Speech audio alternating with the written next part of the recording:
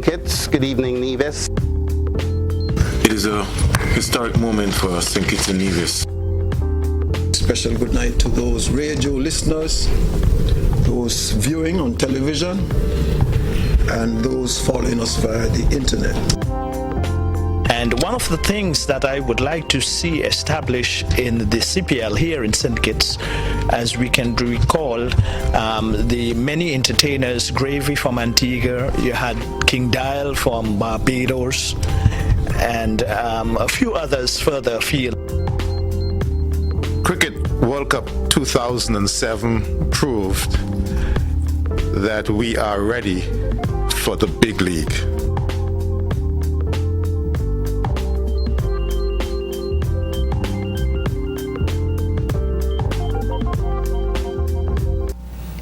Hello and welcome to another edition of the Roundtable here on ZIZ Radio and TV. In this program, we'll be looking at the overall impact of the St. Kitts Music Festival. In 1996, the government of St. Kitts and Nevis, realizing the need to create an activity that would enhance the tourism product and strategically position the Federation as a major tourism destination in the tourism marketplace, particularly during the off-season, normally between May and October, collaborated with private sector entities and a host of dedicated volunteers to present a festival of internationally acclaimed music, appropriately referred to as the St. Kitts Music Festival. And that is what we're going to be discussing tonight. The St. Kitts Music Festival has earned a reputation of being the most diversified musical show in the Caribbean by blending rich, exciting music with exhilarating performances. And over the years, those performances have included entertainers such as Lionel Richie last year, Fantasia, Brian McKnight, Shaggy, Ecstatic, DMX, Hugh Masekela, The Temptations, Shaka Khan, Late Masood Siddiqui, Eve, Ashanti, New Vibes, Grandmasters, Small Axe, and much, much, much more. My guests tonight include, and I'll start with the lady to my right. Let me make sure that I get my numbers. Is it numbers or directions? Correct. And her name is Marlene Phillip. And Marlene tells me that she's a graduate of the Bramalea Secondary High School in Ontario, Canada. Hope I got the name right. Mm-hmm. And that was between 1983 and 1986. She also attended the International Academy of Merchandising and Design in Ontario as well. Currently, Marlene serves as a research and documentation specialist at the St. Kitts Department of Culture. As of 2008, Marlene has owned and is the CEO of Creation Family International, which coordinates special events, promotions, artist management, and public relations. Ms. Phillips has participated in CariFesta 7, the UNESCO Slave Route Project, St. Kitts Music Festival development workshops, which she's still currently actively participating in, the OECS Cultural Workshop, the Travel Film Showcase, the Culture Beat television program, and too many to discuss or to name tonight. Or I should say many more that I could name tonight. Marlene, thank you for joining us. And to my left, someone who you probably know from so many different facets of life and history in St. Kitts, the Venerable Mr. Stanley Franks Jr. He's one of our leading personalities who participated in several aspects of our visual and performing arts. He's well qualified in terms of historical perspectives of our culture. Born in the humble area of Irish Town, he grew up and is still associated with the social life and activities of the area. He served for 25 years on the National Carnival Committee and was its chairman, served as chairman of our Independence Celebrations Committee, and co-chaired the music festival for several years. He was a founding member of the Music Festival Committee in 1995, and on retiring from it, it was an honor. In public for his service, and made the first life honor guest of the music festival. So Stanley Franks was honored as a life honor guest. Is that the same as a Lifetime Achievement Award? I think so. Good. Mr. Franks was appointed a Justice of the Peace, received an Independence Honor Award, received a National Medal of Honor as a member of the Most Excellent Order of the British Empire, MBE, among his many awards. So there you have it, ladies and gentlemen. My two guests. I don't usually like to apologize for guests who do not appear on the show. As you, the public, would have known through our advertisement, there were two other gentlemen who were scheduled to be here tonight with us. I want to apologize for them. But it's not the show. It's the round table that must go on. So let's get to the crux of the matter. I want to start, by talking to Stanley first. And as someone who was intimately related to the St. Kitts Music Festival, I mean, what were you asked initially to do to ensure that this festival got started? All right, I just want to make one correction, that it's the organization of the music festival actually began in 1995, Okay. 1996. The first music festival came on in 1996 when the Honorable Dwyer Astafan, as he was known then, he was responsible for tourism, Minister of Tourism, and under the chairmanship of Mr. Glenford Hamilton, the first chairman, that committee was formed. But the discussions on it began in 1995. You had Donna Manchester, Joseph, then Adrian Lamb, Gary Knight, myself, a number of other persons got together to see how this music festival would come on. Long before that, the idea of a music festival was approached sometime in the early 80s. And it was really to showcase local talent. You had the Festival of Arts, where we looked at the performing arts, the culinary arts, the creative arts, and so on.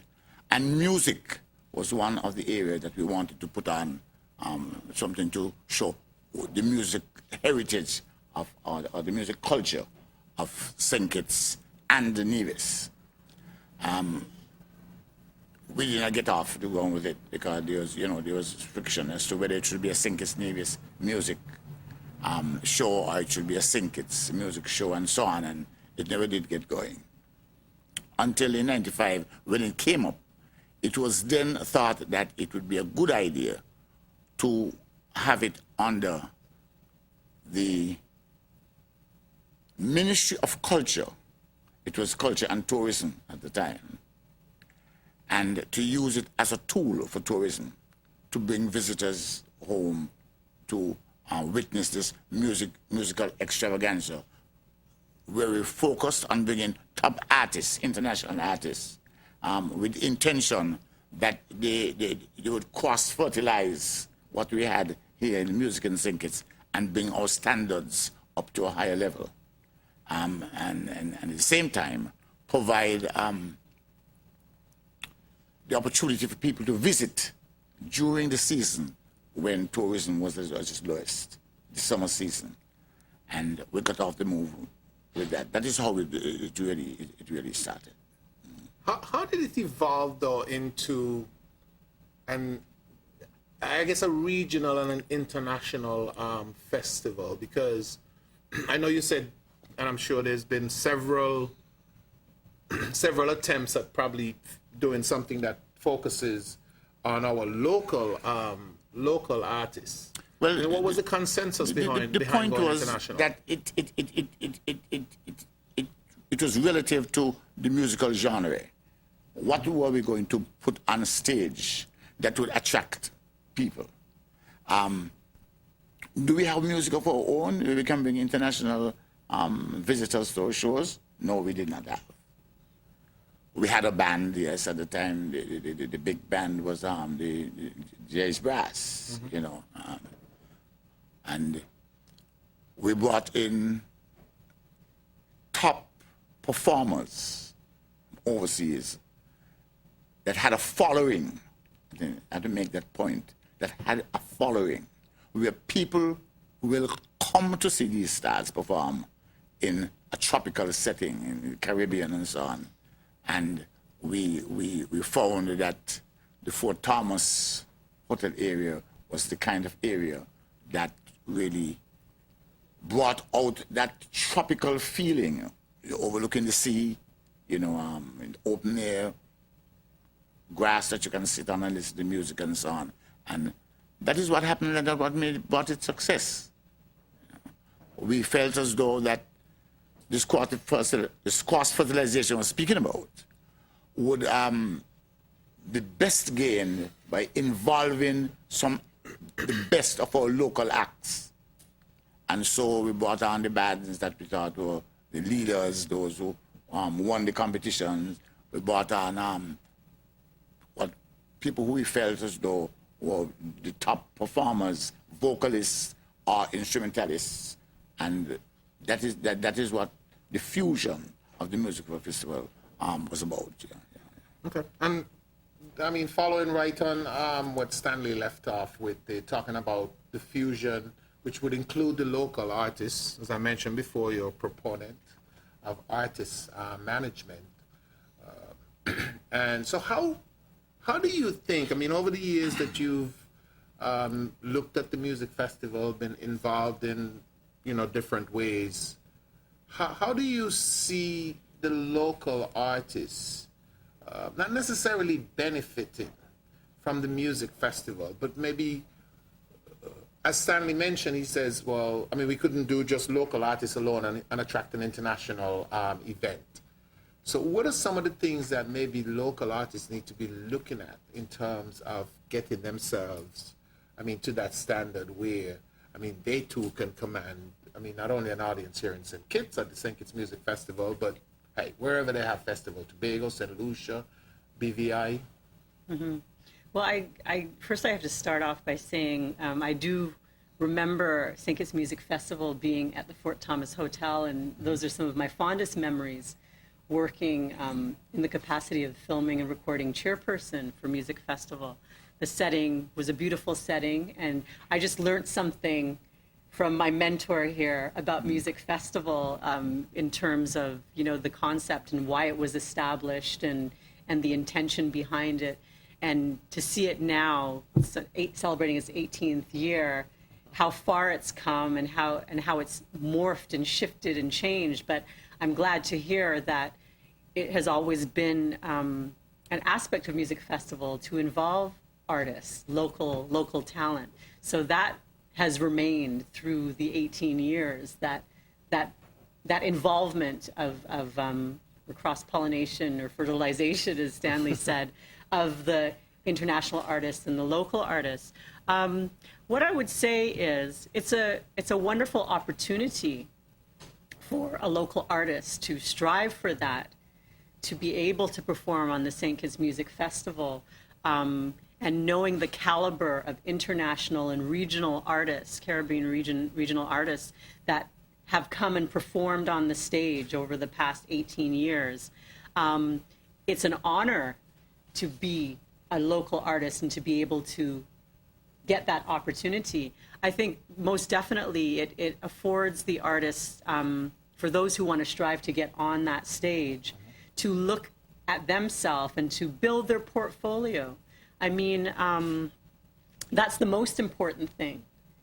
An artist has to build their portfolio, and it has to be built on their music, original music, whether they write it themselves or they pay for songs to be written for them, and their own music and their own image. And that's something that they've got to have that package together.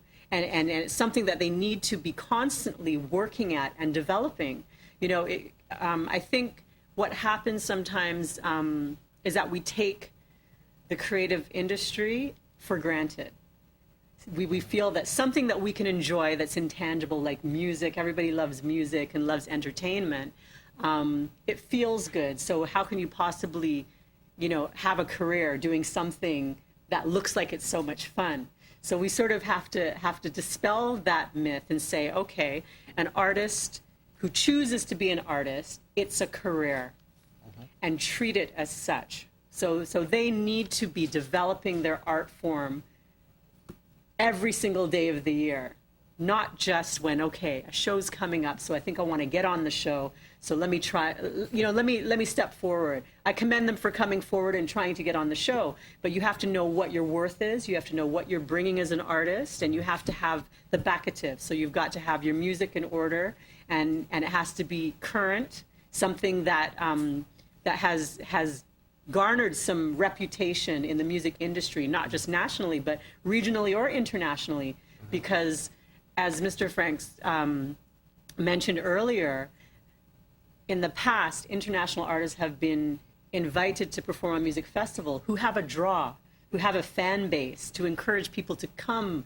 to St. Kitts and see them on a stage in St. Kitts. And therefore, any national artist that gets on that stage too will benefit from that exposure. So it's a very good opportunity for them if they realize the work that has to go into it.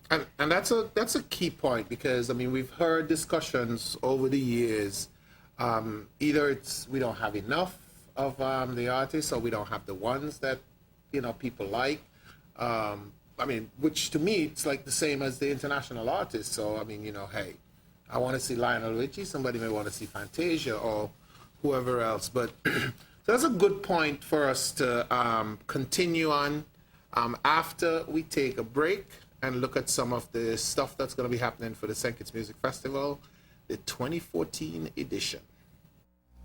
Express Events presents its all-inclusive, exclusive VIP Experience 5 at the 18th Annual St. Kitts Music Festival, June 26th to June 28th. Your package includes fast-track entrance to the St. Kitts Music Festival, premium bar and food, mingle with music festival artists on our dome-covered raised deck with prime viewing, reserved tables with bottle service available, nightly dress codes, short shorts, blackout and all white.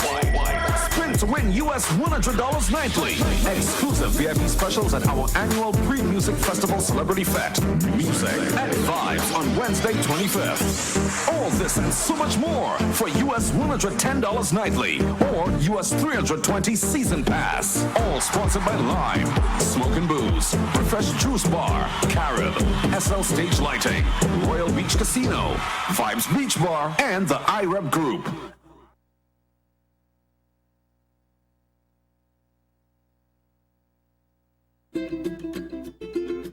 You like drinks with sugar because they give you energy. But having just one each day equals 50 pounds of sugar a year. So that quick boost of energy you get can also cause sugar or diabetes, damaging blood vessels everywhere in your body.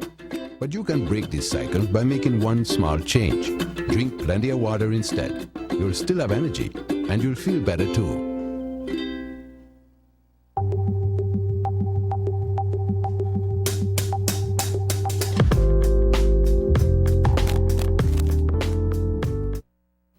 Okay, we're going to go back to Stanley. Welcome back to all the viewers and the listeners.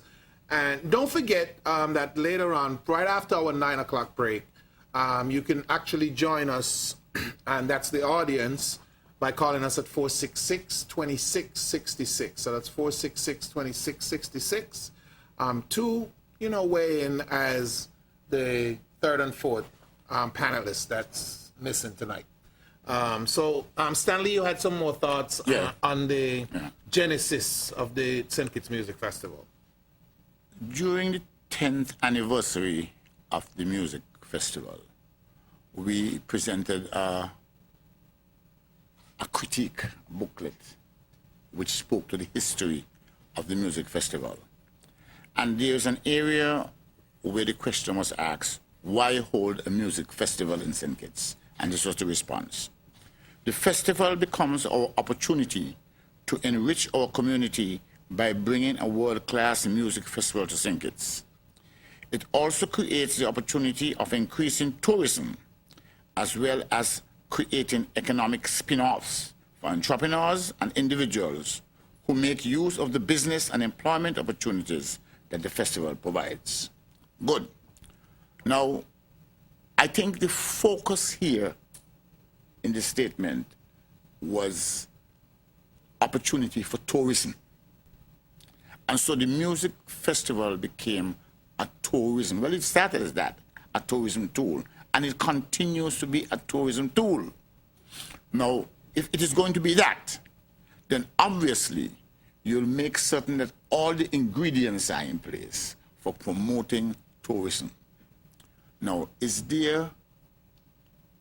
one of the ingredients to create an awareness among the local talent or give opportunity to local talent? That's the question.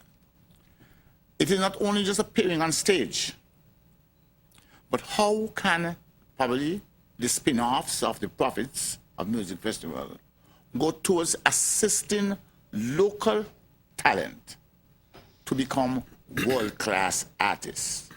Kim Collins would not have made it to the top if he did not go abroad. In music, up to now, we have not produced, even at the regional level, a good instrumentalist or a good vocalist who can command the stage internationally. We have not up to now. So you're talking about currently? I'm talking about now, up to now. I'm not talking about a band. Okay. I'm talking about the individual who can go and put up on the signboard, appearing tonight in the Apollo, whatever the name is, and you'll have crowds rushing to see that person.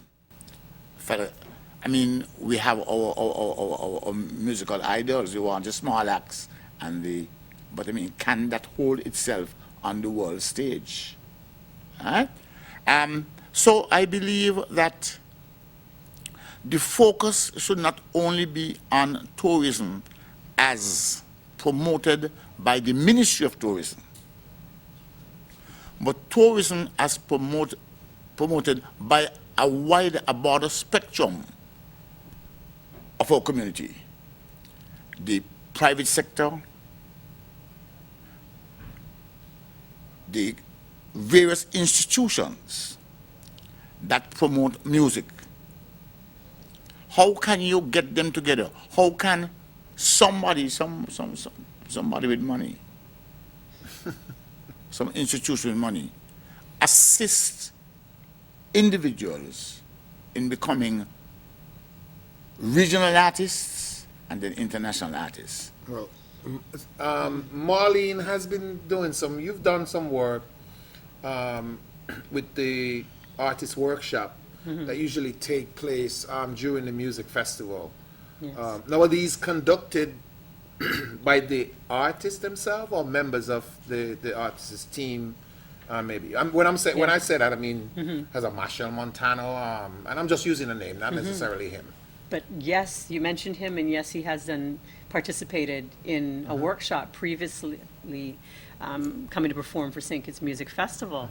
Now, I know, to my knowledge, the music development workshop has taken place since at least 2009. even though I know Stanley said prior to that has been something that the festival has supported and endorsed. But in terms of my involvement, 2009, I started working with, or 2010 actually, because 2009 I wasn't quite a part of that team yet. But Nigel Williams, who is the music specialist at St. Kitts Department of Culture, has been the chairperson for St. Kitts Music Festival music development workshops. So I came on board to be a member of that committee in 2010.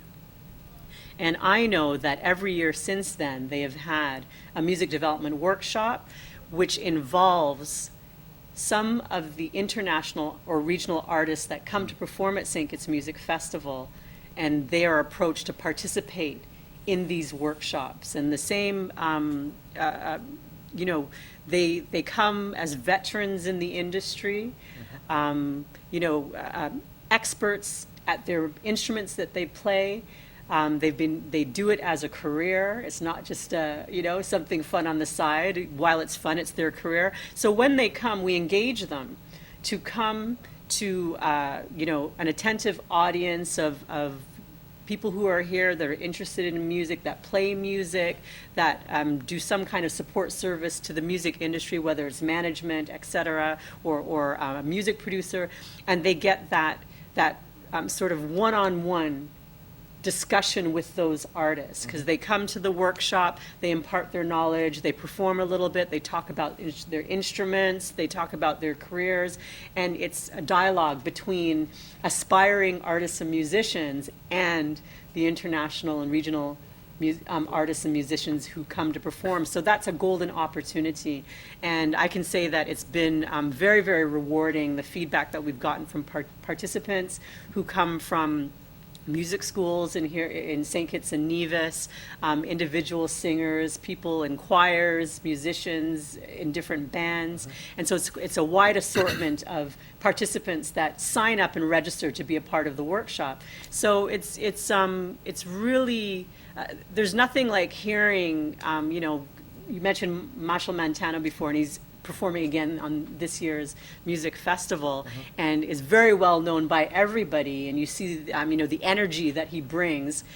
Can you imagine being in a room with him and being able to ask him anything you want about his career? And he's making it. It's not to say he's gonna make it, he's made it, and he's continuing to make it, and carve a new way in the industry for soca. So to be able to talk to him and ask him, well, what was the experience like? How did you do this? How did you build that? You know, getting advice from someone who is doing it is golden, and that in itself motivates the individuals that come and attend the workshop. So in that respect, it's been, I mean, I encourage everybody to come and register. If you've missed it for the past 17 years, don't miss out on it this year. It's, you can register by calling Department of Culture or the Festival Secretariat and put your name down. It's going to be on Friday, June 27th. It's a whole day, 9 o'clock till 3 o'clock, 9 a.m. till 3 p.m. And you're going to be learning things about instrumentation. If you're a music producer, someone has experience that is going to be talking about Pro Tools and that whole aspect of music production. Paul Perez, who has come a few times before and is also performing on this year's music festival, is the main component of the workshop, and his band is incredible. I mean, the musicians, every year when he comes, he pulls together the cream of the crop of musicians, and so he hasn't disappointed this year. And I'll share a little bit of that later. I'm not going to tell you everything right now, but veterans of the industry, Grammy Award-winning artists and musicians, when would you get a chance to, you know, be so close to them and ask whatever you want? You know, it's a golden opportunity not to be missed. Okay, and I want to, I mean, how, you talk about the participation of a lot of these people. I mean, are people participating just because it's I can be up close with Machel, or are people participating because they really see this as a benefit towards their career, towards their advancement? I think from what I have witnessed, for the most part, it's people who are in the industry already. It's musicians that are here in a band that are already practicing their skills and performing their skills that kind of, want to know what the secret is. They're in awe of the people who are coming, and we put out information about who is coming, so people will, even if they've never heard of them before, they can read about them and learn what skills they're bringing. So I definitely think it's not just about being starstruck. It's definitely musicians there, and it's a wide range. It's like from, young children in high school to, seasoned adults that have their own studios and write music and everything. So it's a very wide age range that attends. And I think that, even if somebody does come and does register because, they want to get close to Mashal or whoever we have doing the workshop, it could be the stepping stone.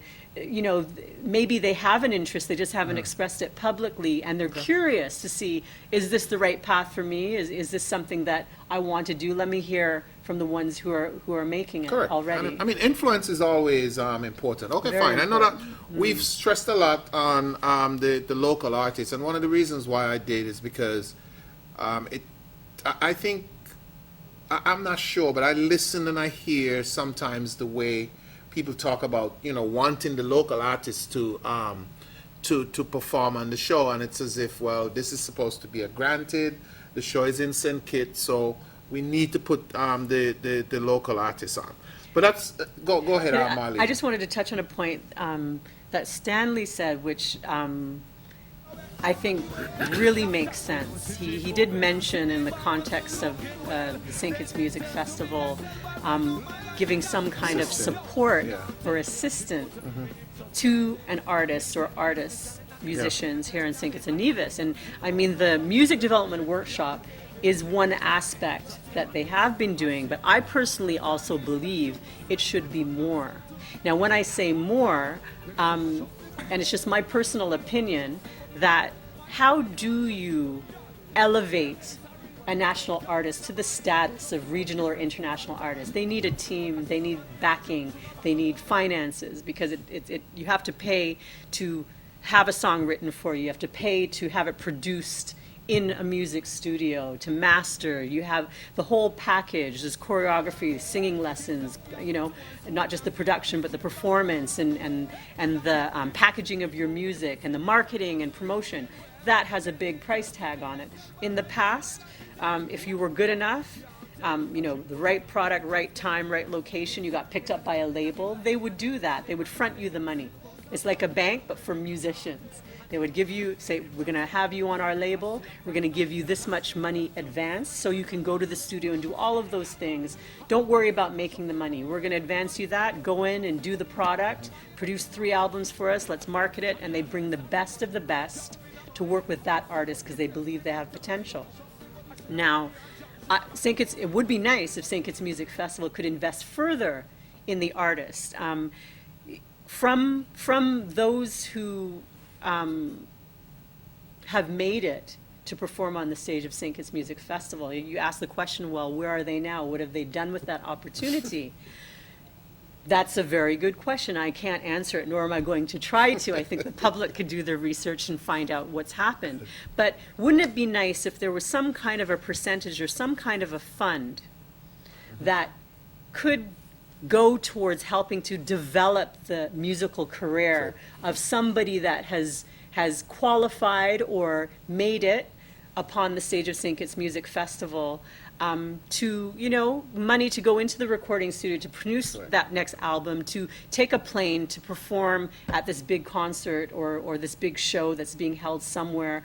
That kind of support would go a long way for someone who's seriously building their career as a musician or as an artist in the music industry. So there has to be a way to screen, obviously, there has to be criteria to meet, and it has to be, I think, that systematic. There are certain things they must meet, and if they meet that criteria, and through rules, regulations, through proper elimination and selection, then they should be supported with taking their career to the next step. I think it's possible, and it's something that they should consider. Just a suggestion. I want to say something. Give me a second, Stanley. What I want to say, and I'm going to come to you, but I mean, what Marlene said, I think is critical. It's critical because, but I mean, there must be the money to do it.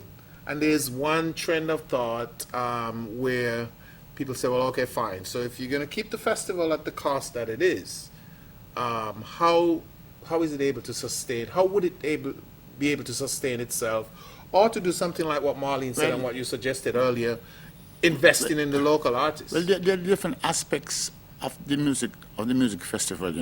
What Marlene had said just now in respect to what she's doing, that is really intended to inspire young artists, talents, and so on. But you need something to assist them to aspire. All right? And you need to expose them. This is where the cost and so on in terms of what you're speaking about comes into being.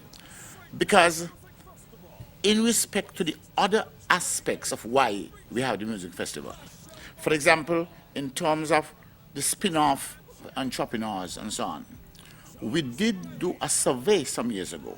I think the lady was Lacey Saheli, did some research. I think it's when Justin Henry Martin was the minister. And it proved by the statistics that people were in fact benefiting from the music festival. The hotels, the taxi drivers, the people who were selling in the bars and so on, making some serious money selling stuff and so on at the site. Now, that money would not go to the music festival. The music festival gets its money from a government subvention and what you pick up at the gates. And this money is used to pay for the artists. Plus you have the sponsorship from various persons that is spent to bring the artists here. You have flight arrangement, flight costs, and all this other thing. That money go towards that. But the important thing that I'm speaking of, in terms of cultivating an artist from the exposure of the music festival to right at the top of the ladder. How are we going to do that? I don't believe that anybody has really sat down and offered the way. I think we all feel as though it should happen, but nobody has stepped forward to make it happen. There are individuals, Masood Siddiqui, there's another fellow, I don't remember the name of these young artists and so on. He makes some albums and so on, about my mama and just... Infamous. I mean, Infamous his name. I mean, how far is Infamous going to go other than ZIZ? Are we prepared to invest in Infamous to take him up to the higher level? Because when we listen to some of these pop artists and so on, they're not really too far beyond Infamous, It is just that they have the name because their work was seen by people and people gravitate and people grab them up and they make it to the top. How are we going to help him? How are we going to push him up that step of the ladder to reach that area? That is what I'm speaking of. In terms of a music festival, are we organizing the music festival to achieve that? Yes, we have achieved a lot of things in terms of people coming in and so on, tourism, filling the hotel space and so on, and some money in some people's pocket. But what about the original intention of exposing our people to different genres of music and making them reach to the top of their talent, That's an important, I guess an important issue for our discussion tonight, because we're talking about impacts, and I mean, obviously, I'm hearing that we probably need to do something more, I should say, for our local artists, but there's also a role that the artists have to play, and I mean, I think I know something about that. I want to touch on another area. It has to do with the music festival, and this is not the area of the performers. I'm talking about the people in the background. stage management, the lighting, and so on. So far, we have been successful in St. Kitts in terms that we have provided the Adrian Lamb and so on, who understand his music and understand the various things that you do to improve sound and whatnot and what you must use. And we have provided the opportunity for people to get training in lighting and so on through the Cadifesta program that was here. We trained a number of people in St. Barbados so that we have some people who now own their own light system and so on and can do that. But is that enough? Can we now find ways and means to train stage managers that they can bring new programs and new ways to putting on a performance so that we don't have these long breaks in between when nothing is happening and so on? How can we organize? You look at the television and see the big shows, and from there into that, into that, into that, into that, and you have a show. But we are still continuing that when somebody finishes singing, we sit there for a while, maybe to buy a drink and so on. But there's nothing happening to keep us going. It's a lot of fun too. Yeah. But what I'm saying Especially is for the that drinkers. Yeah. But the point is that there are people who come there for entertainment. How can we organize other forms of entertainment that will attract people to the music festival? Because we have these side shows and other entertainments. How can we create opportunities for even our local talents to get exposure, not probably on the big stage, but with aspirations for the big stage, perform well at some side shows and so on and so on. Are we doing well with that? Or we just go down to the square and put on something and say that is the afternoon to keep people busy, but really not really to elevate. Correct. Just to put on something, just something is happening. And I understand exactly what you're saying. I know you spoke about, people involved in lighting and sound and stuff like that. But, maybe one of the other things that, we need to start looking at as well, too, to get people even, more advanced, not necessarily on stage, but the people who are behind the stage, by ensuring, hey, okay, so what about we produce our own sound system, or we have our own stage that we can use at different functions, throughout the year. Carnival is now in Warner Park, so there's but then it all comes back to the fact of sustainability, though. Yeah. And of course, there's a school of thought, and I know for the Honorable Minister, Ricky Skerritt, says he's going to basically keep the costs at $100 so that it's affordable. Because I'm sure, we know that the concerts that we attend in St. Kitts, not only at the music festival, but at all these other functions, for free or close to free, is not available anywhere else in the world. So true, so true. Not available anywhere else in the world. So we should be, content. But is that enough? Well, you touched like so many things in that last I'm sorry. And my mind is just racing with so many things that I want to say. But the last thing that you said about maintaining the price, the cost of a ticket for St. Kitts Music Festival, and it's very important that you did say that it doesn't happen anywhere else. When you think about really for me, Music Festival is a marathon, because it starts usually 7:30, 8 o'clock at night, and you go down till 2, 3 in the morning on in one day. So that, to me, that's a marathon. Maybe because I'm getting a little bit older, but the young ones can do it. But the thing is, when you look at the quantity of artists that perform in that one night, and if you do the math to yourself on how much you think that costs, right? And you're getting like at least 5 performers in that one show on that one night, and the price is only $100. You see that? East Caribbean. I have to, my jaw drops, because to me it's very inexpensive, it's affordable. But then it goes back to the question of who is your target market? Correct. Who is your audience? Is it the local or the national audience, regional or international? Who are you trying to please? So I'm not going to answer the question, I'm just putting it out there. These are things you have to think about. Going back to what was earlier said about artist development and giving them an opportunity to perform leading up to music festival on different venues, different shows. I've started to see some of that happening over the past 3-4 years. There's always been fringe events associated with music festival, and there's one this year called Sunfest that's going to be, I think, the 3 days of the music festival in the square. But then Stanley said, earlier... Those are signal events. Those are signal events. Yeah. I know. Instead of an event that, and I've not to confuse with what Stanley said. I agree totally with what Stanley says. There needs to be that platform with prestige, and it needs to have a life of its own.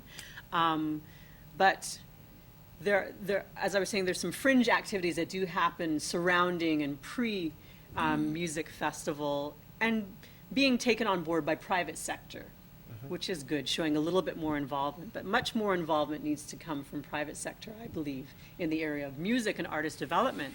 I think it has to do with a mind shift. The way that we feel about culture on a whole, we have to shift that perception to say that it's a business. This singer who's chosen to do it as a career, it's a business. And I know some artists that are living off of that, right? They might not be here in St. Kitts. I can hear the artist management side of you coming up. Well, I have to be honest, because, we represent artists in the UK as well, not just here in St. Kitts. There you go. And there are some artists that we associate with who are making a living off of their talent of being able to sing. And sometimes it doesn't just come through, there's many different avenues to make an income, not just off performing, but there's royalties for your music being played and used in film, television, radio. There's CD sales, online sales, performance sales, and the list goes on and on. But the point I'm trying to make is we need to mentally respect a true artist, somebody that is honing their craft, and somebody that knows their worth, and they charge a fee associated with their worth, and they deliver, right? And they deliver. We need the private sector to start using some of this talent in their private businesses. What happened to spokespeople? Somebody representing Lime, Digicel, and other communication companies do that. They brand their business, they have a logo, they have a jingle, they have an image, they have a representative. And the CPL is about to do the same thing here. Right? Anyway, Marley, hold your thought 1 second. We're going to take another break, and we're going to come right back. And I know we talked about, you delved a little bit into culture.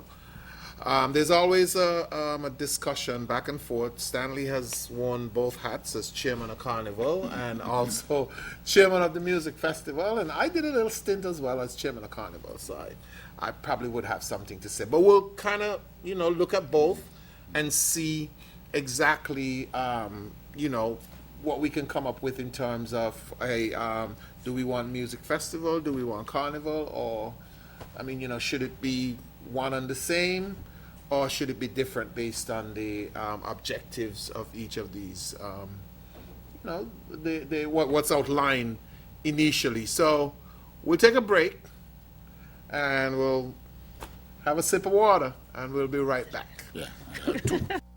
Follow your heart to the 2014 St. Kitts Music Festival, June 26th to the 28th, featuring Machel Montana, Tasan Chin, Taurus Riley, Elvis Crespo, and gracing the spotlight, Kelly Rowland. Also performing Destra, Bobby Kimball, Skinny Fabulous, Bill Chaplin, Beanie Man, Chronix, Campbellton, Freddie McGregor, Denise Williams, and the Paul Perez Project. For more information, visit StKittsMusicFestival.com. Disability don't pick out. Anybody can get about. So they don't deserve none of both. Hey, help your fellow man. Just one phone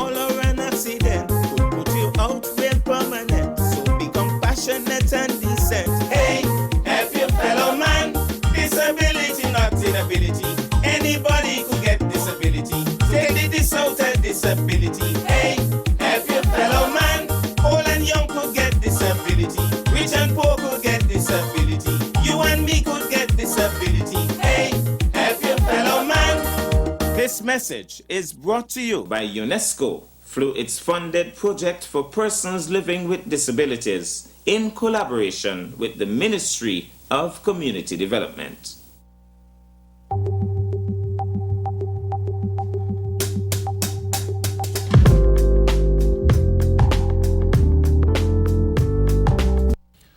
Okay, welcome back. And as I said, we're getting close to taking calls, so get your phones ready. The number is 466-2666. And earlier today, we went into Bastia and we spoke to a couple people about the music festival, about what they thought about it and how it has impacted them personally or St. Kitts. So let's take a look at a couple of them and see what they have to say. And then we're going to come back and get into the cultural discussion on the music festival. I think the benefits, are really good for our country. There are going to be a lot of people who are going to be coming to our shows and spending money, so a lot of money is going to be coming back into our country anyway.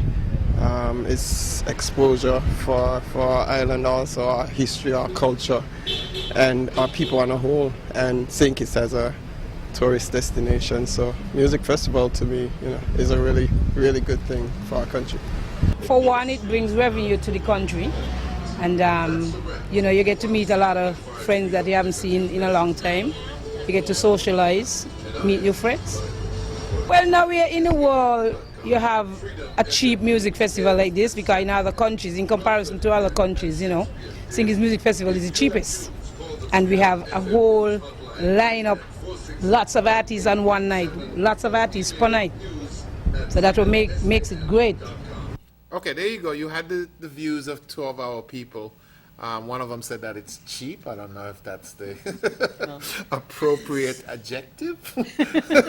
But we understand exactly what she means. Yeah. So, Stanley, let's go. We said we were going to talk about the cultural aspect, which I think could also involve the discussion on Carnival, because there's the trend of thought from certain aspects of our society, which says, well, why aren't there the kind of investments we see in music festival as we see in the National Carnival? I want to be very careful because I'm going to be treading on dangerous ground. Mm-hmm. The carnival was called National Carnival. Mm-hmm. All right? And that lasted from 1971 to 1980. When after you had a change in administration, one part of us said they wanted to have their own thing, which is the cultural armor, and the carnival stayed down in St. Kitts. This is a fact. With the music festival, it is not a national music festival, It's not a national music festival. It is a St. Kitts music festival. You see the point I'm making? I don't want to go too far into it. We started off, and the logo or the symbol of a music festival was the Shack Shack Music Festival. Now, the Shack Shack is the pod of the flamboyant tree. Mm-hmm. And as a kid, I know that when you have a Shack Shack, you shake it. And in fact, you shake out different rhythms and so on. Correct. So it was part of you. It was Kittian, not our national flower. The flamboyant. The Shack Shack comes from the tree. And so it must have had meaning as far as the culture of St. Kitts is concerned, and the symbolism of music was well placed in the Shack Shack. It has disappeared from advertisement and so on. Music festival, Now we have the trumpet, as the logo and so on. And the Shack Shack has disappeared. I mean, are we really looking at fashioning St. Kitts, something that has a St. Kitts brand, is branded St. Kitts, or it's just another music festival, but because of the variety? Because the other music festivals within the Caribbean. I mean, some see it as being important to the tourism promotion, and so they adopt it. But are we injecting something cultural in it that will cause it to stand out as the St. Kitts, the Shack Shack Music Festival of St. Kitts. See what I mean? Those are things that we need to discuss and decide if we really want the music festival to be representative of St. Kitts, Nevis. Must it be a national thing, or is it only a tourism tool for St. Kitts? And then the other part of the Narrows will have something else representing their music and their style. Probably the Fife Music Festival. But I think that came from the, I guess, the splitting apart of the promotional activities for ministries of tourism on both St. Kitts and Nevis at some point in time. Have we ever used the string band music? On the music festival? A music festival? As being a hot iron that people will be attracted to hear it. We have some splendid artists. And at Christmas time, we push that music. And then we lose it until next Christmas. Are we having a music festival and not really pushing that kind of music as interludes and so on as St. Kitts Nevis? These are things we have to look at and see if there's room for these things in order to create the music festival fashioned after St. Kitts Nevis. Yeah, I mean, I definitely feel and understand the cultural aspect of that. And Marlene, you work in the Ministry of Culture, which at one point I think shared the Ministry of Tourism as well. And I guess that's where the origins came from. I mean, I don't know if you have anything that you wanted to add to the Shack Shack theme. Well, I will say that even though I have been in St. Kitts for a very long time, the Shack Shack theme was before me, so I'm unfamiliar with it, but I love the concept. That's just my personal opinion. It sounds interesting and intriguing. I personally am in support of seeing more support of any cultural endeavor. I do know that at some past music festivals that we have had in between stage shows, stages being changed for each artist. There has been music from DJs playing. There has been the actors tumbling and performing and different cultural interludes. But I do believe that I personally would like to see more cultural fare imbued with the music festival. How it manifests itself, I'm not a dictator, but that's up for discussion, and there's very many creative ways that it can be intertwined to show support for the industry, the creative and cultural industry here in St. Kitts and Nevis. It must not be on a side. It must be integrated. Yeah, embrace. How can we embrace? How can we bring it in that we can show it as, because later down, we're probably dead and gone. But the point is that we have to see the culture of the country being into all of these things. That we can carry it on and say, because of course culture is a dynamic thing, it is not static.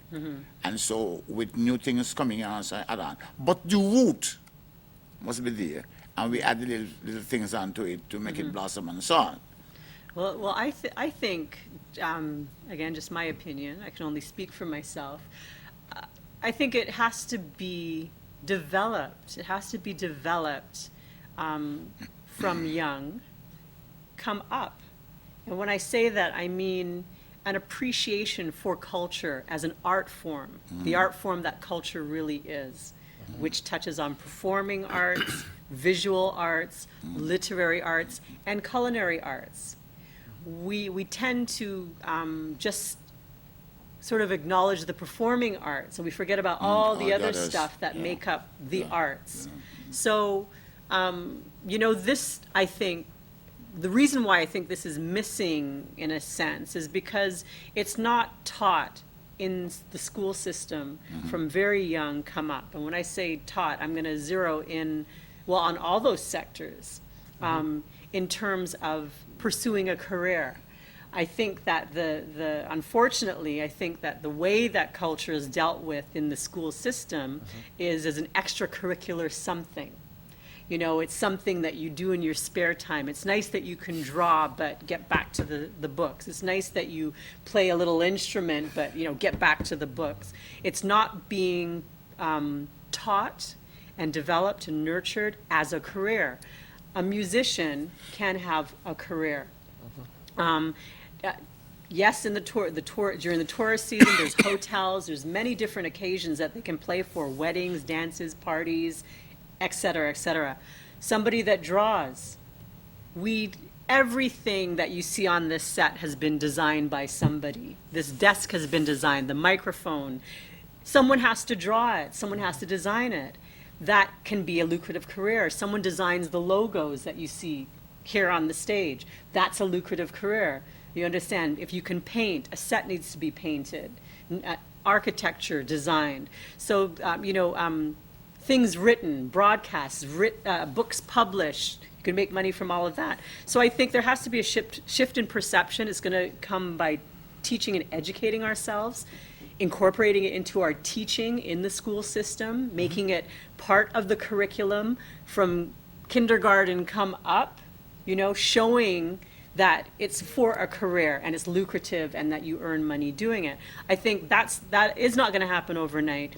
It's going to take the whole community to make that change. It's going to take the people in the curriculum unit to develop the material so that we can teach it in the schools. It's going to take private sector to incorporate them in their business and promotion campaigns. When they want to do an ad, instead of saying, okay, what song can we download from a particular internet. Where do we send it? Right? Instead, it should be, who do we go to here in St. Kitts and Nevis to produce it for us, to purchase it from them, to give them some royalties, to give them some investment in their small business, to build it up. This is the way we have to start thinking. And then eventually that shift will happen, and the appreciation, because when you train people from kindergarten come up, they appreciate that art form. They appreciate writing, they appreciate music, they appreciate art.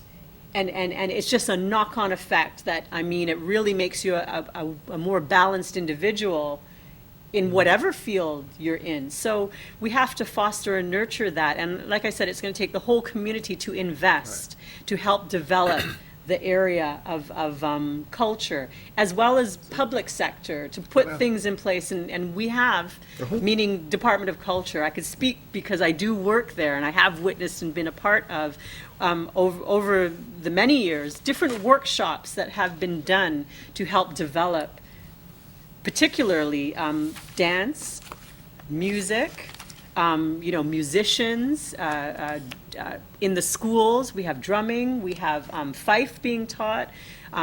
In terms of dance, folklore is being developed. So we have specialists that work in the Department of Culture that continue to do workshops, to put it in their program for the year, to continue to teach and develop, but we cannot do it on our own. We need everybody to say, okay, this is something that we should invest in because it is going to be very positive for the economy of the country, and let's just get up and do it. If you have a passion for the arts, invest in the arts. All right, well, here's what we're going to do. We're going to take some calls now. The number, as I said, is 466-2666, and so we welcome all of our viewers and listeners, viewers to Channel 5, and also listeners to 96.1 FM, and of course we want you folks out there to like us on Facebook.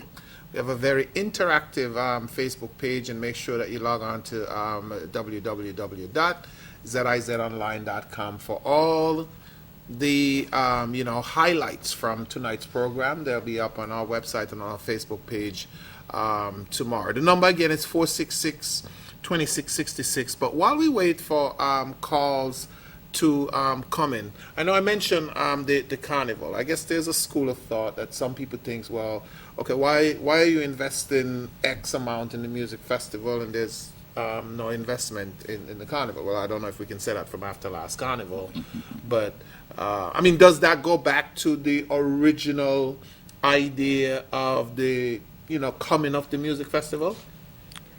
I don't think, I think they're two totally different approaches in respect to, I mean, both of them have government intervention, right? And you also have government subventions, so that both together make them highly biased towards government involvement. The private sector benefits both from the music festival and for carnival. And I believe that just as much is put into carnival from the government as in put in music festival. There's an enormous amount of money. There's been call, of course, from time to time, when people want to see the accounts of the music festival.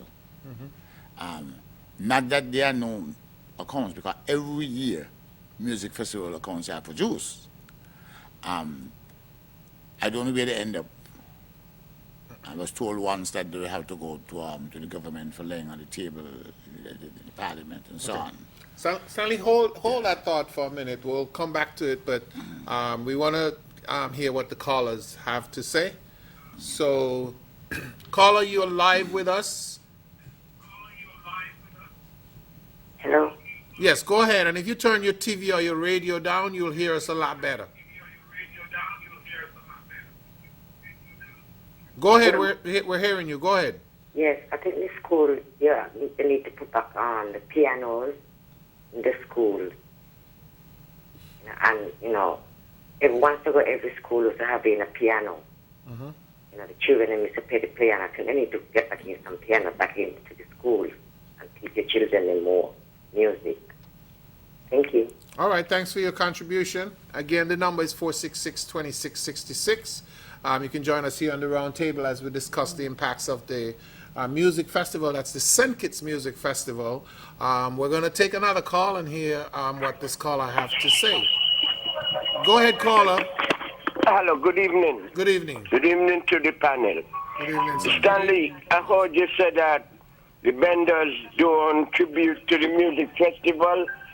I don't know if I was sleeping when you said it. Probably would but have. I think that the vendors that went to booth at the music festival site, that money goes to them, and the fee we hear is $10,000 for a booth and so on.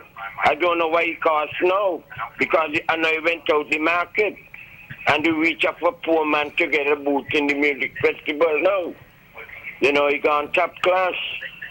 So the poor people who were bent to help, he can't help no more because they can't afford it.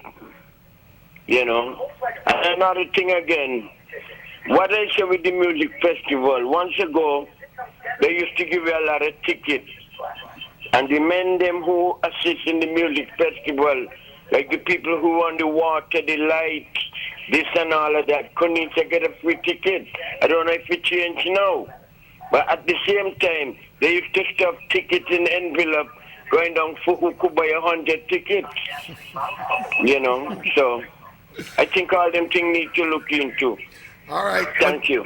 Thank you very much for calling. And of course, you guys see why we needed people here from the current St. Kitts Music Festival Committee to answer some of these questions. And I don't want to say allegations. Well, no, to see what obtains now. See what obtains. We're in the silly season, so allegations sound like a not so good word. But anyway, do we have any more calls? The number is 466-2666.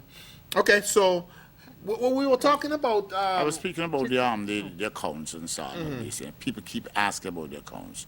I personally know that every year the accounts of the music festival is available.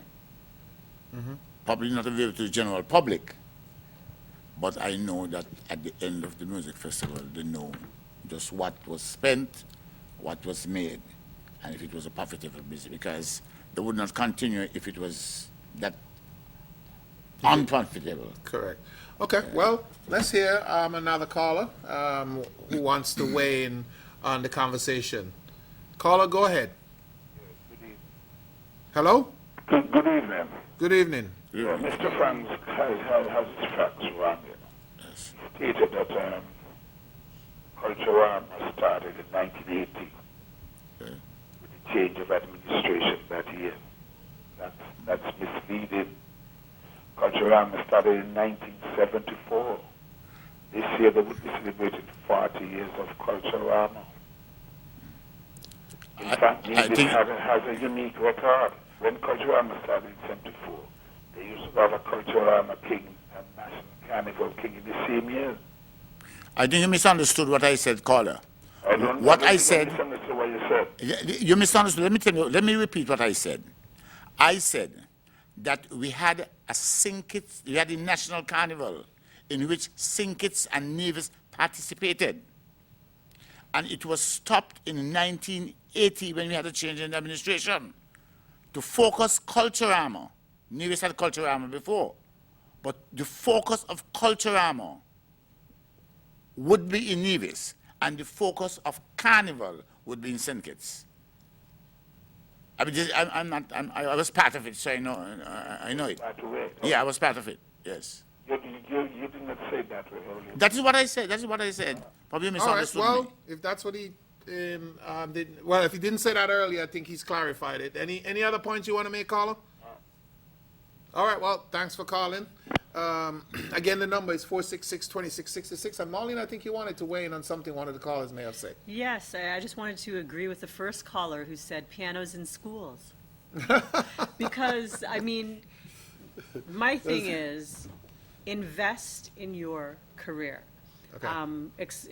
Exposure to the instruments and learn to play the instruments, learn to write the music, learn to read the music, and that opens up your creativity to a whole other level as a professional musician.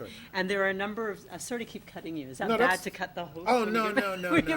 I'll tell you. But I'm on a roll. This is a regular talk show. Okay.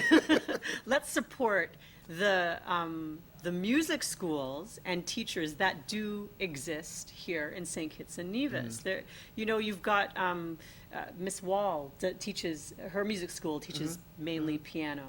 You've got vocal coaches like Irv Swanston that teaches music. Pauline Herbert, who is a vocal coach that went away to university and studied that and lives here in St. Kitts. If you're serious about being a singer, engage these individuals to develop your voice, develop your art form. You've got music teachers like Gary Knight. We have to invest in ourselves as musicians and artists, and there is a cost.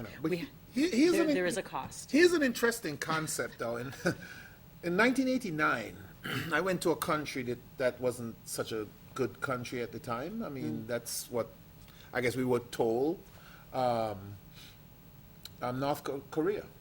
Pyongyang, North Korea. And one of the interesting things that they had was what they call the Children's Palace.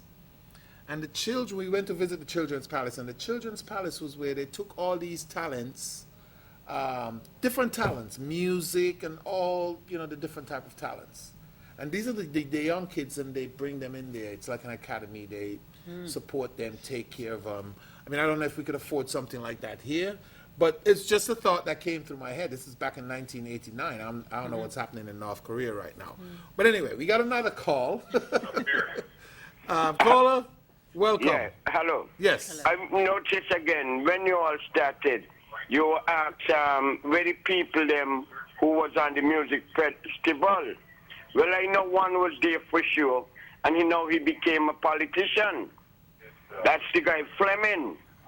And to get on the music festival them days, as a poor man, you couldn't get on because you had to have a city. And many people in St. Kitts never had a city. In order for you was to go on the music festival, you had to have a CD. You know, and a lot of poor people couldn't get on. Lots of young artists who they had the talent, but they just never had the money to produce a CD in order to get on the music festival. Okay? All right, Carla. I mean, I certainly understand your point, but I know I heard Adrian, who is in charge of, artist development. I'm not sure if that's the correct term or for his title in the music festival. He's basically saying once you have current music, it doesn't have to be on CD. Once the music is available for them to hear, the local musicians can present themselves for booking. Oh, yeah. They may not necessarily, get on the music festival because that's just what it is. As an artist, you have to do your best to present the best case scenario in order for you, to be, in order for the organizers to be attracted to what you want to do. A lot of local musicians have got on the music festival. Correct. Quite a lot. And I think, I think that's one thing maybe that's kind of unfair. If there's one particular artist who doesn't get on, then everybody, decries the whole situation. And, and I don't think that it's fair. I think that over the years, we've gotten a lot of the local artists, and we've seen some good shows. I know Mr. Stanley Franks mentioned Masood Siddiqui. And I know he's done several shows, but I remember one in particular at the Fort Thomas Hotel, when he had Jazik with him out of Nevis. I think that was really, an outstanding concert. So we've had outstanding, Crucial Banky did an excellent show as well on the music festival. And so we've seen a lot of talent. Infamous, Rolentia. We've seen a lot of talent that has evolved from the music festival stage.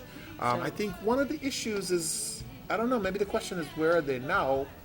And I think I'm not asking that question because I don't think that they're doing anything or whatever, but the support system needs to be there so that these artists can be able to, as you say, because I asked the question when we did the roundtable on music in St. Kitts.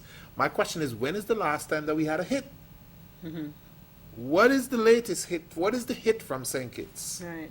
Well, we know the hits from Antigua. We know the hit. We know all the hits from Trinidad. What is the hit from St. Kitts? And we're going to discuss this while we're waiting on. We're going to take more calls. We're going to take calls up to 9:30. So if you still want to join the conversation, give us a call on the round table. We're discussing the impacts of the music festival, the St. Kitts Music Festival, that is. Marlene, I think you wanted to weigh in on something we were talking about. Just to say. It really is 90% the responsibility of the artist to develop themselves. And people might disagree with what I'm going to say or me saying that, but what I mean is if the artist or the musician is not passionate about their craft, nobody else can be, right? So and I guess this is me putting my management hat on. If the artist or the musician does not believe in themselves, I can't believe in that. I can't make them love what they're doing or make them do this or do that. I can only suggest and recommend and give an opinion.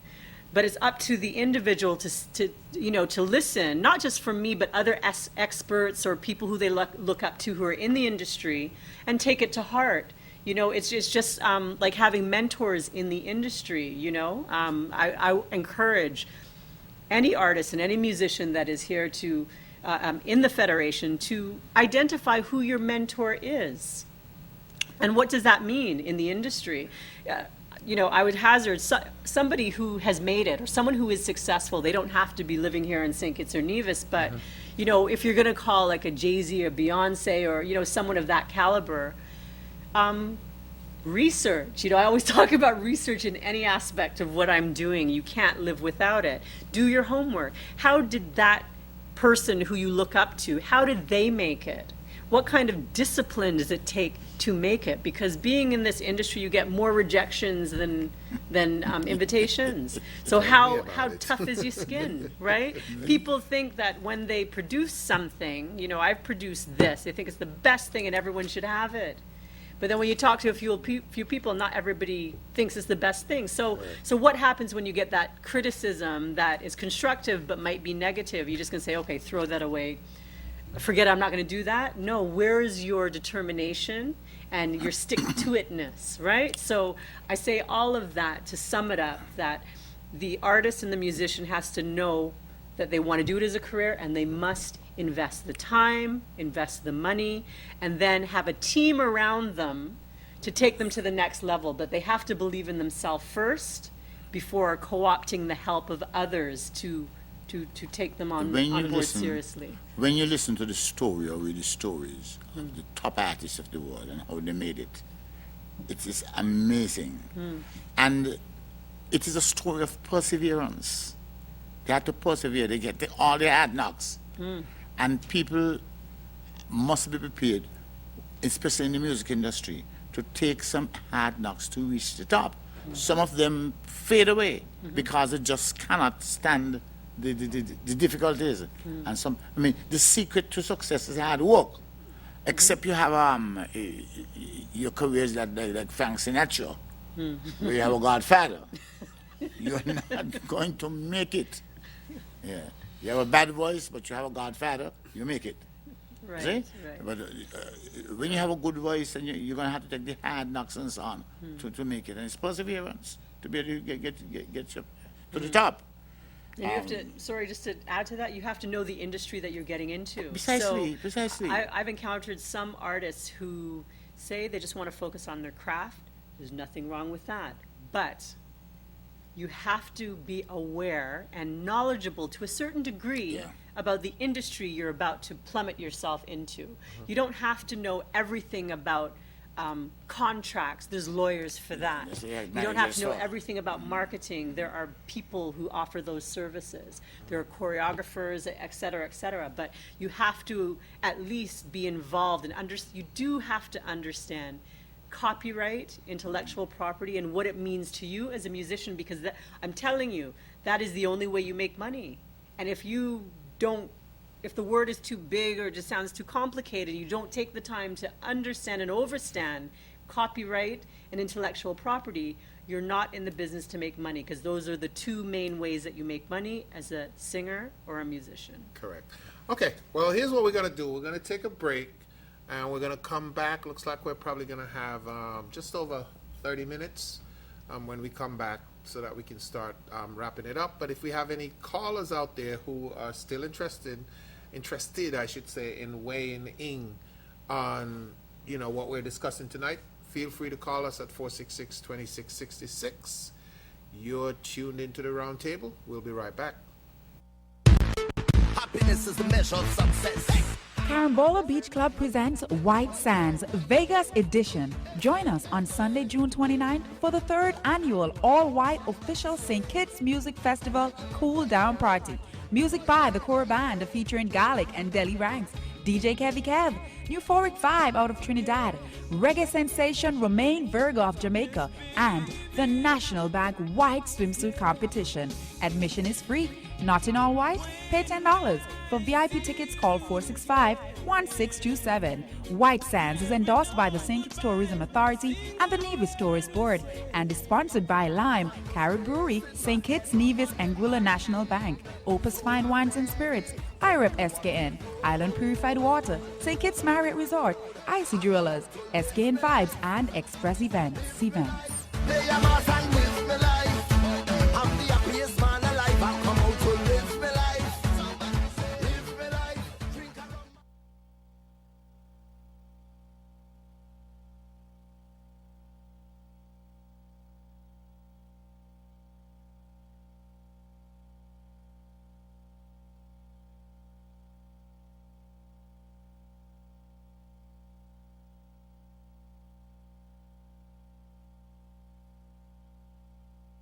Are you ready to advance your career? The Cave Hill School of Business UWI invites you to register for its Masters in Entrepreneurship and Innovation program. Are you contemplating a new enterprise? Do you need to execute your innovative business ideas? This program will teach you how to start your dream business or revamp existing businesses, products, or services. Make your entrepreneurial dreams a reality. Register today. For more information, please visit chsbuwi.org or contact Jennifer Johnson on 424-7731. Email jennifer.johnson@cavehilluwi.edu.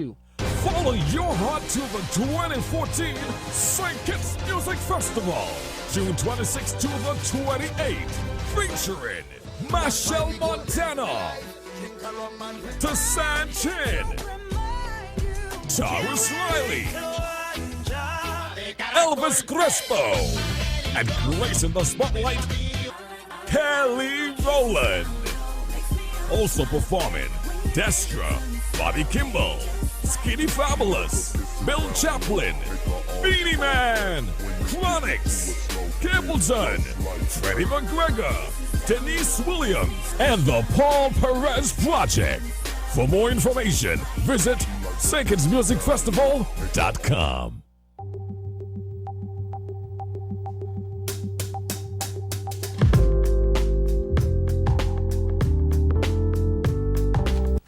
Okay, welcome back to the round table as we discuss the impacts of the St. Kitts Music Festival.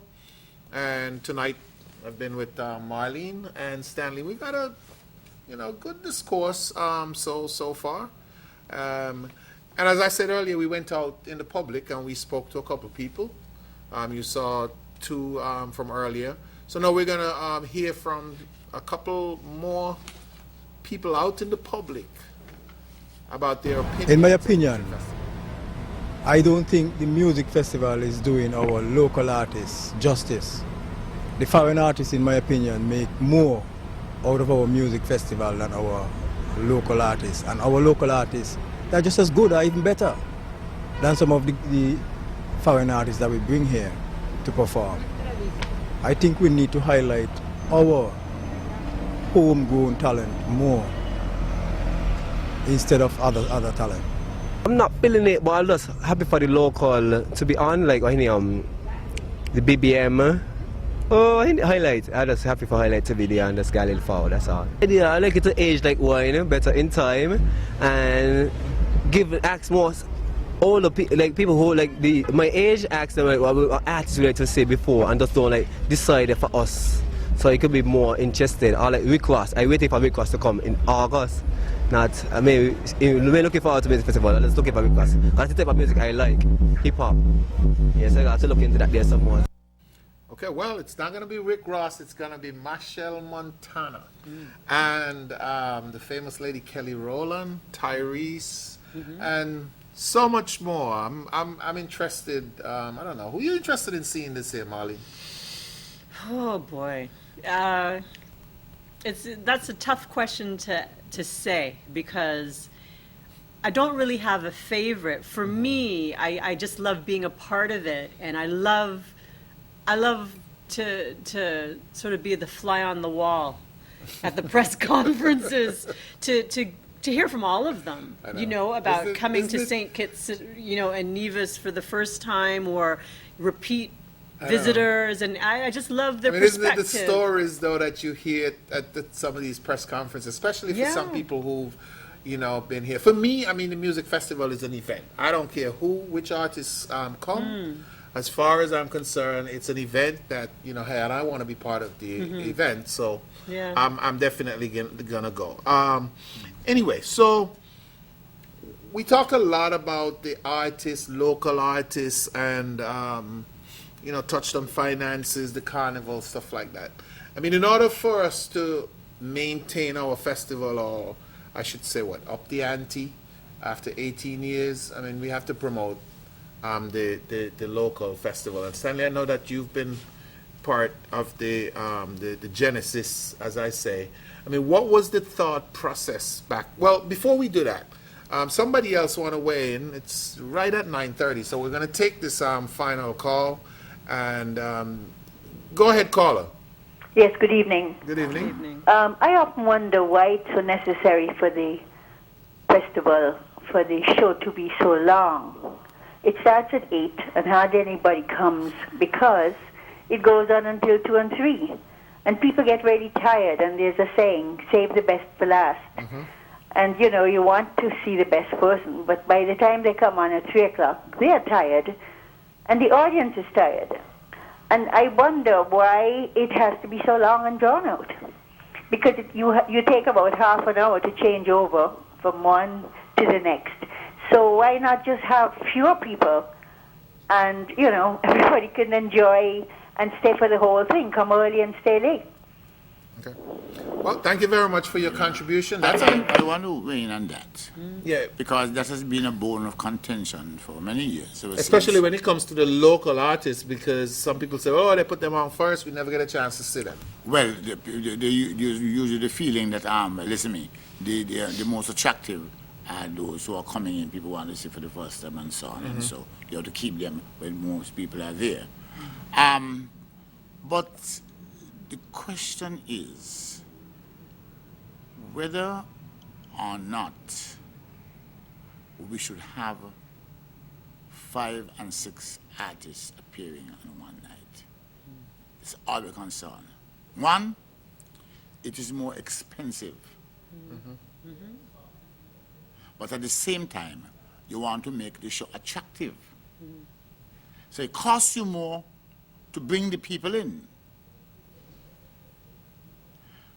But why not just use 1 or 2 good artists for the same money and make the show shorter? Some people feel as though it wouldn't happen. Once you put 2 artists on, nobody's gonna come. Yeah. And it gives fringe events chance to operate after the night at the music festival. I mean, you know, when you put this other money in it, somebody come on and pay for just 1 hour and goes. And then you take a half an hour, as the caller said, to change over. And you see, this is where I spoke earlier about managing the stage. That if you know all the stage props, what is going to happen and so on, you'll be able to fix your show so that they run smoothly into each other. You know, somebody's going to come on as a solo artist, but he wants just himself alone on stage and he plays. And then right after that, a band comes on.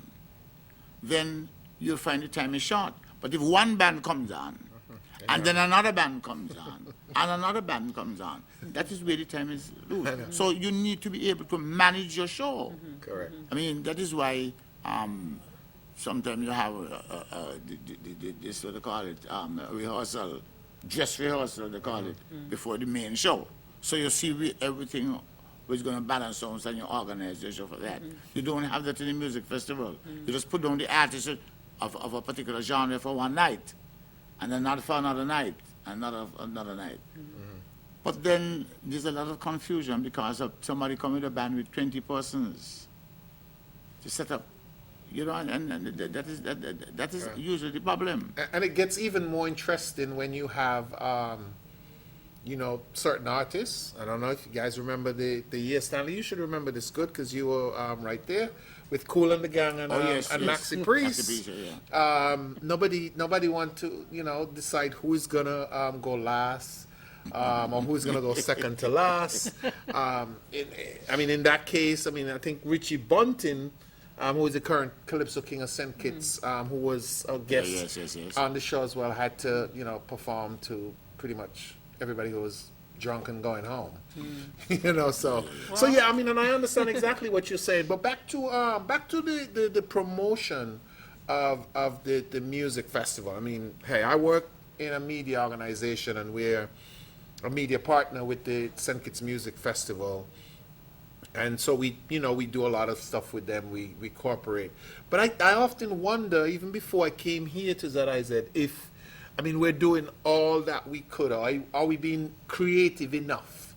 I mean, you know, in promoting the music festival. I noticed I didn't say advertising, because, I mean, yeah, we can make an ad, we can put it on the radio, we can put it on the TV, we can put it on Facebook. But what about the creative marketing that's going to really grab the public and pull them into the music festival? So you know what? My friend won a ticket for whatever it is, sing your way, like what ZIZ did last year, where we had people sing songs from the artists that were, performing on the music festival. Stuff like that. I mean, that's what I think, to me, is going to do more than, just putting an ad on the radio or putting an ad on the radio, whether here or in the region. Well, that question is a fair question. If we are dissatisfied with the turnout of the general public, the music festival. But are we only trying to reach the people here in St. Kitts? But you're trying to reach them. You want. If the people of St. Kitts do not turn out to the music festival, you have nobody in the park, You have those coming from you have overseas, less people. But you have less people. But there's nobody. Then the people of St. Kitts support the music festival. And don't get me wrong, I don't have any problems with promoting or advertising locally.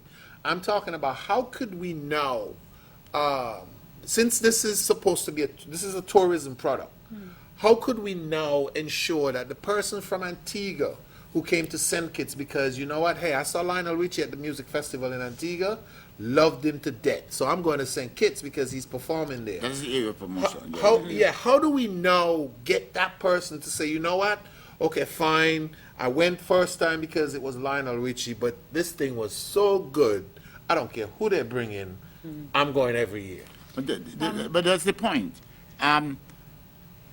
What are the markets you want to operate in? Who are you trying to attract? Are we going after regional? We have a Dominican Republic community here. Are we going to bring in a Spanish artist? If you're bringing it in, are you going to Puerto Rico to market it in Puerto Rico? We just 1 hour away from us and can bring Puerto Ricans in to see this famous Spanish artist. Because when you bring them in, they have to find some place to stay. So the hotel benefits, they have to eat and so on. Is our promotion geared to that type? In terms of the Caribbean, are we going into the French islands? Martinique, Guadeloupe, and so on. And they were a big market at one point in time, one music festival. They came on a boat. People here. They came on a boat. I mean, are we keeping that going? To ensure that they come to sing for the music festival. Do we have French performers in? I know. And I know you talked about the Hispanic community. Puerto Rico, I know Elvis Crespo is performing this year, and one of the ads is done in Spanish. But my thing is that is that St. Kitts alone? Have you gone to the Dominican Republic to bring people to it? Correct. Have you gone to Puerto Rico to bring people to those markets? And see, the competition is not, as, what should I say, limited as it was back in 1996 when we started. Since then, Tortola, Antigua, well, Antigua is defunct now, but so many different places have come up with their own versions of a music festival, and travel within the Caribbean is not cheap. So, that's probably another concern that we have to, something that we have to take into consideration again. Looks like somebody else want to get in on the conversation. So we'll give them the opportunity. Hello, caller, go ahead. Hello? Okay. We may have lost that caller. No? Okay. We may have lost that caller, but that's fine. But yes, I was at the point of saying, how do we attract, we have American Airlines coming in here every day. Liat comes in every day. How do we attract these people? How do we make the festival attractive enough so that instead of raising prices during that time, because it's a peak period and they see that they can make money, that they start offering special fares so that not only Kittitians, but people from the diaspora, people from the region can, come into St. Kitts. I don't know if that's a question for any one of you guys. It's loaded, right? It's very loaded. I'm not going to answer that question, but I will give an input from what I have witnessed in the past. It is a tourism product, and I know that, remember, St. Kitts has offices in New York, UK, Canada, and they actively participate in promoting the St. Kitts Music Festival year-round. Different trade shows, the St. Kitts Music Festival information is there, circulated. I do know that St. Kitts Music Festival does partner with, in terms of airlift, with the major airlines, that we have here, and different promotions are done to give away free tickets overseas to come to the music festival in certain instances. I do know that there's promotions that do go on in the French and our neighboring islands to encourage airlift, for whether it be from Guadeloupe, St. Martin, or places such as that. So there are efforts being made locally, nationally on the scene. They have the St. Kitts Music Festival Girls. I don't know. Don't quote me on that term, but I know there's some. Yes. I know there's some ladies that have been selected to do on-island promotions, and they've been actively doing that, for the past couple of weeks. And here in St. Kitts and in Nevis, they've been appearing at different private private establishments and doing motorcades and ads and promoting and giveaways and things like that. So in my opinion, I have seen over the past couple of years, the St. Kitts Music Festival has increased its promotion nationally. There has been some lulls certain years, where you didn't really see the impact locally or nationally for the festival. It seemed like everything was being promoted overseas, but I've seen a shift in that personally. I'm glad for the improvement, but it doesn't mean there can't be more. There can always be more, but then the question is, it's all about budget, and just to touch on cost benefit. Yeah, just true. Incentives can be offered on all levels. We're not looking for lost leaders here. No. But the suggestion that Mr. Franks made about the production itself, and the caller that called it and shared their concern for it being such a long evening if you go to one of the evenings. And I did say it was a marathon. Music festival is a marathon because, you start at 7:30 or 8, you go down till 3. I think that should be discussed. It should be looked at. I think it should be considered. It is a budgeting thing. If you decide to pay for a higher end artist or musician or band to play, obviously you can't have as many on that night based on your budget. But then, is that what the public wants, for you to have one or two high-end performers on an evening for a few hours? Are they going to be satisfied with that? So I think it should be played around with. It should be looked at, and it's just finding the correct balance. Yeah, you have to find the balance, it's just something for the committee to look at. And I believe it has to do with our experiences, though. We need to look back. You just don't. When one festival is over, you should critique it. See what the good was, so the high points are, and so on, and look at your best experiences and see if you can repeat it another time and so on. But you need to be continuous, not just this year. Music festival finished, and then we start music festival next year. There has to be some continuity in terms of seeing what did we do wrong, how we can improve on that and so on. And it has to be not only within the committee. It has to be community-wise in terms of the whole community. That exercise. And I know one of the things that I think is important that has been done over the years as well. Well, I'm not sure if it's something that has been done every year, where they do exit surveys of people who are actually leaving to go back home. Because I think that's a good gauge of, what you can do to attract these people to return to St. Kitts. But as I said, I think, I hear you, Marlene, when you said that, yes, you've seen, a lot more in terms of the presence of the music festival. And presence is always good. Presence is always good, but if people are not impressed with, what you're doing, or, because music festival is, I think when you're trying to reach, based on the bookings of all the artists, which they're trying to reach not only just one age group of the population. We're trying to reach, many different groups, and so that's why I'm saying that maybe the creativity in terms of how, when, where, who, because I think the who is very important in the way how we promote the music festival and in the artist selection as well. Yeah, you have to know who your target markets are. I think that in those circumstances, we have to look at the future of the music festival. If what we are doing is sustainable, is the music festival of 1996, when we started, if you take a music festival of that type and put it in 2015 next year, is it going to work? How would it look? Question. You understand? And I believe that in terms of looking at the future, and I said sustainability of the music festival, are we doing the things that will sustain it? Are we doing things that people will soon get fed up of and stop going to the music festival?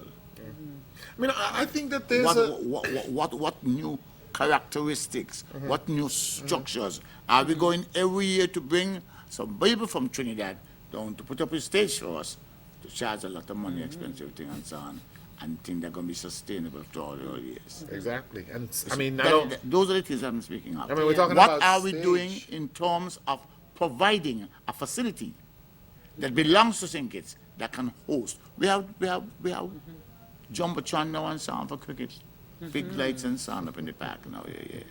But I mean, yes, we get to test so it out in therefore, August. the Jumbotron must not be put down there and be a monument.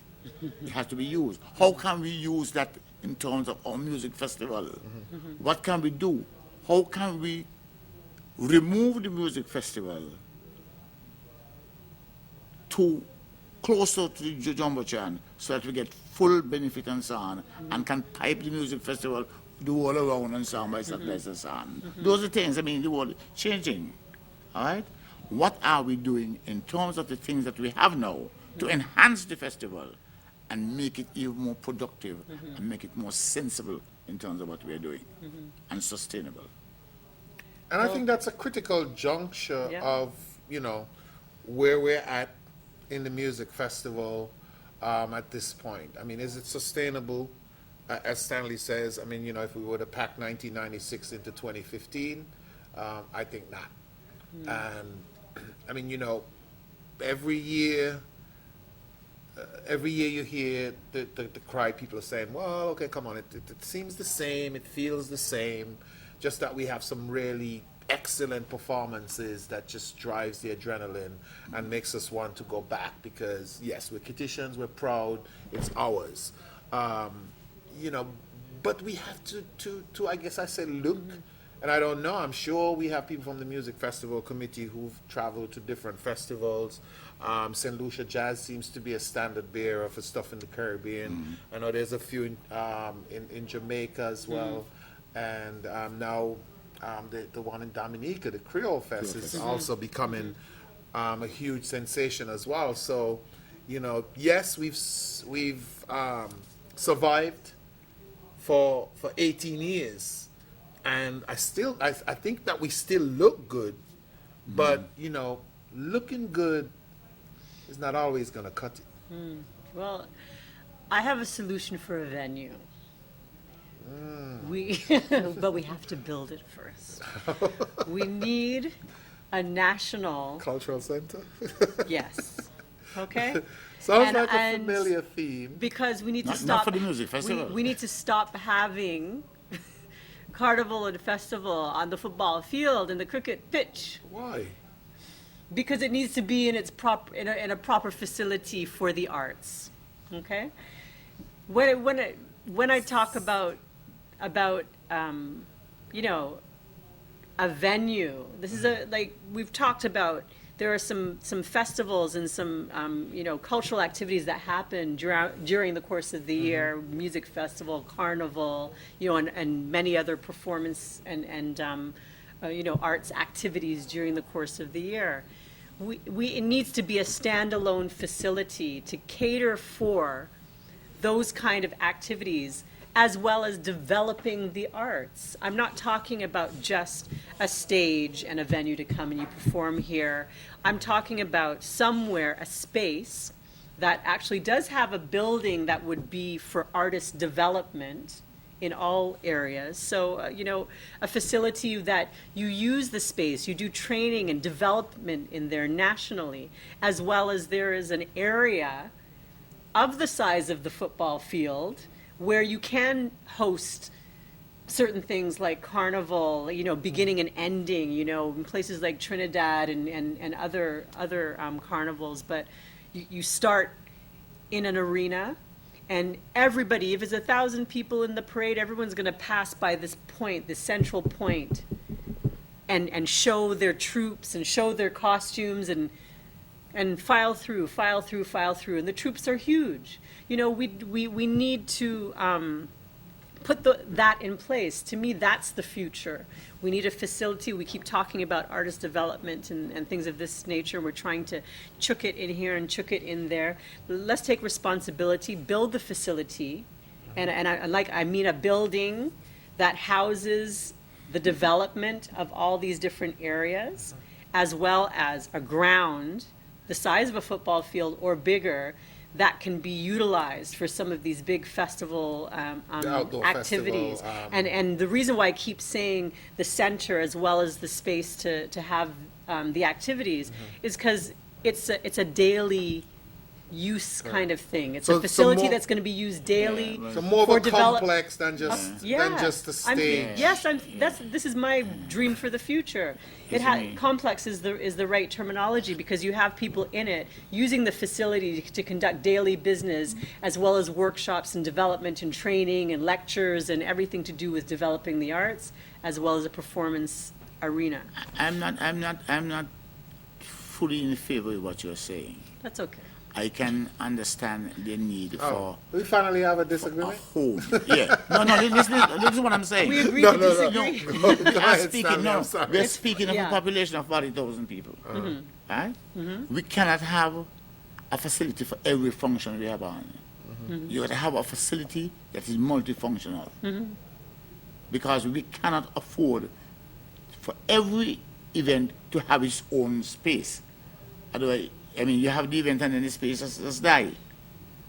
Yes, I quite agree with you. We need a cultural center, without a doubt. But is that a place where you're going to hold music festival and so on? Music festival has to use somebody's space and then not being used at the time. You can put up something and take it down, because music festival is only 3 nights, and it's over until next year. So you would not be able to put a facility for music festival, but you must have a facility, and one such facility is your football field or your cricket field.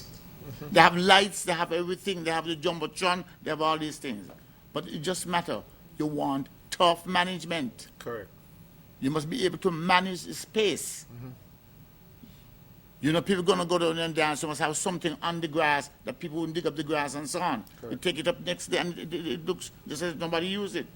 Which was done in Trinidad when Beyonce or Rihanna performed a couple days before a cricket match at the Queen's Park. But as Stanley say, and hey, I know about that experience from my tenure with the Carnival in 2010, when we first put the Carnival down on the football field, and had real issues in putting it back together after, and I think that's key. Exactly. This is not nuclear science, So I'm going to say again. But the cultural center is absolutely necessary. Right, but the point I'm trying to make. The cultural center, but the space around it needs to be of a size that is capable of being transformed if necessary. This is the point I'm making, because then you wouldn't have to worry about tearing up the cricket or the football field, because that's for sports. I don't know why the concept of marrying the arts and sports together is so stuck here in this country. I must say it. It's my own opinion.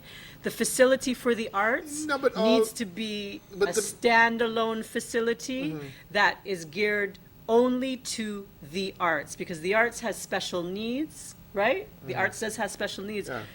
performing arts. You have people who are actors, they need a stage. You have people who are musicians, they need breakout rooms to rehearse and have their lessons. You need filmmakers and videographers. You need a sound booth to produce music and to teach the production of music. But I think the difference in our thoughts here is probably, okay, so do we need that big stadium in the same area? Madison Square Garden as well. in New York? Well, all sort of arcade. Even ice skating. Oh, yes. Because you Yes, put in something yes. for the ice and so on. And everything goes there. Correct. Central Park, you also the biggest shows. But you have what you build up for the show. Correct. And can accommodate people. The point is that we must have turf management so you don't destroy the turf. Correct. This is the concern. But we have the facility. It's fenced. You have security. You have lights. You have everything there. Dressing rooms. And now the jumbotron. And you have the jumbotron. I love it. Did we Anyway. use this year? Anyway. Hey, the 5th in the world. But anyway, that's a topic we discussed already. And we're at the end of our show tonight. So I want to thank you guys very much for participating with us. It's a pity that we didn't have the folks from the music festival who probably would have been able to enlighten us a lot more in terms of not only necessarily what's happening this year, but some of the future plans for the St. Kitts Music Festival. So I'll give you the opportunity to thank our folks for listening and watching. Okay, thank you for tuning in. I'll just offer my last bit of advice to the listeners, to the viewers who are in the industry of the creative field, the creative or cultural arts, to invest in your career, okay? Use the services that exist here in St. Kitts and Nevis. We've got Department of Culture. We offer workshops and assistance. You have questions, come in and see us, call. You can sit down with any one of the specialists, ask a question. Go to, find a mentor, invest in your career, engage some of these professionals and these experts that are teaching singing, dancing, choreography, music. Learn to read it, learn to write it. So invest in your career, take it seriously, and do the research and find out what you need to know to advance yourself, and then you will get more support from within the industry. Thank you very much. Mr. Franks? Well, I want to use this opportunity to invite the general public to visit the music festival this year. Turn out in large numbers. It is our thing, it's our music festival. We'll be able to airbrush it here and there and polish and shine it. But after all, it's ours. Whatever support you can give to make the music festival successful, give it. I have given my all. I'm no longer part of it. I am retired. But I still have interest in seeing that St. Kitts move forward with a festival that has world-class and high standards, that people want to come and visit us because of our music festival. After all, we're into the tourism business now. Let's make it big. Let's make it great. All right. And Stanley, I think, gave away his age. He said wire brush. Everybody says airbrush nowadays, right? Wire brush. Polish up things. But anyway, I'm going to end by saying perhaps our greatest success, and this is from the music festival itself, perhaps our greatest success story is our volunteers. The festival energizes our people to support a project that has evolved into something worthwhile and positive, and one that favorably impacts all sectors of our economy. The invaluable contribution of our volunteers over the years has helped tremendously to place the seal of success on our national efforts, and for this, we are profoundly appreciative. I can't thank the volunteers enough as someone who has worked in the carnival, worked in the major, the T20 cricket, and even the music festival. I think these people, go unnoticed sometimes because everybody, at the end of the night, you look at the park and there's bottles and cans and bags and everything everywhere.